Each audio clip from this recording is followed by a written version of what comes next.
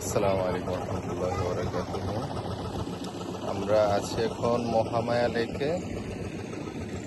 আল্লাহ তাআলার অপরম সৃষ্টির মধ্যে অন্যতম একটা সৃষ্টি হচ্ছে মহামায়া লেক।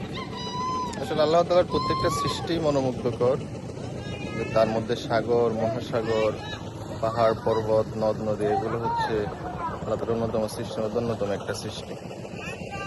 মন ভালো থাকলে ঘুরবেন, কারণ আল্লাহ তাআলা বলছে তুসিরু ফিল আরদি ফানজুর কাইফা কানা আকিবাতুল মুকাজ্জিবিন। খুব সুন্দর একটা লেক।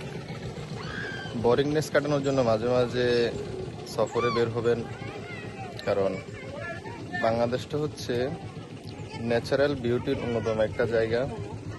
প্রাকৃতিক অপরূপ সৌন্দর্যের লীলাভূমি হচ্ছে বাংলাদেশ, সবুজ শ্যামলিমার দেশ বাংলাদেশ। বাংলাদেশের প্রত্যেকটা পথে প্রান্তরে, প্রত্যেকটা পরতে পরতে সৌন্দর্য লুকিয়ে আছে।